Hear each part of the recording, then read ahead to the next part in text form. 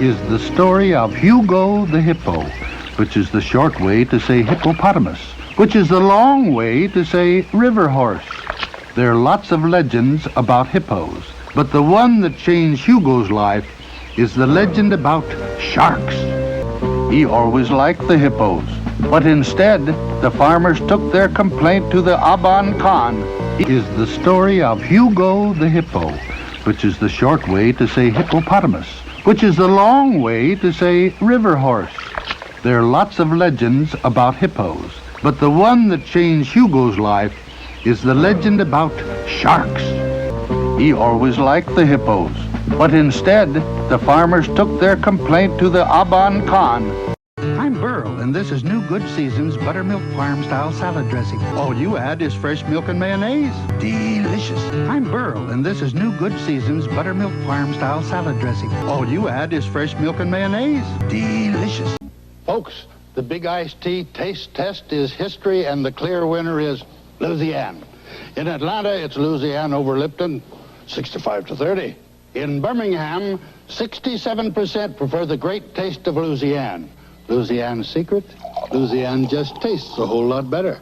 See how satisfying iced tea can taste. Final tally, Louisiana preferred 2-1. It's the clear winner. I like a day that's not cloudy and a tea that's not cloudy. That's why I like Louisiana. Louisiana's got special tea leaves that keep it clear as a bell all day. Now, if you're drinking Lipton or Tetley, look at the box. It tells you what to do when it turns cloudy. Louisiana says nothing about cloudy, 'cause it doesn't get cloudy. Louisiana, the one tea that's always clear as a bell. That was given to me in Oregon. An old gentleman up there had carved it, and he knows that I like walking sticks, especially unusual ones, so it's a gift. Oh, I have many. I have one with the head of a bird. I have several Irish blackthorns, and I've many carved and decorated canes that people have sent me, and I've gotten as gifts. So I have quite a collection. I collect owls and eagles. I don't really know. I never count them, but I think it's going to be pretty good. We're doing 11 instead of 8 this year, and just a lawyer and a doctor. Yeah. Yes, I think it would have been nice to have had Hal with the group and the senator, because I enjoyed the show. I got a theory about that.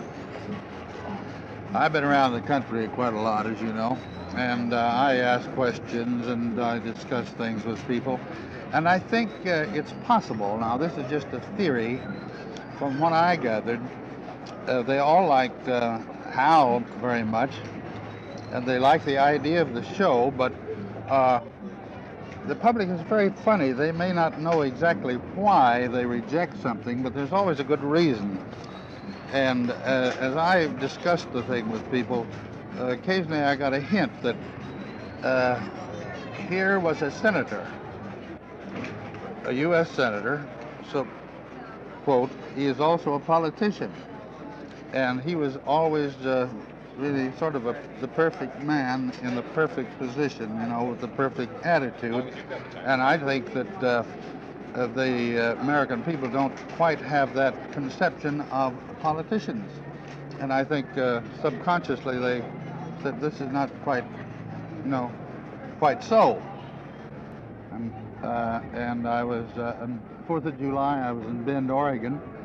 We had 17,000 people seated on the side of the river there, sitting on the grass. And we had a big time up there and really celebrated the 4th of July. It all began in a faraway place called Zanzibar, across the bay from the city of Dar es Salaam in East Africa. This is Zanzibar before the trouble started, a lazy island in the tropical Indian Ocean.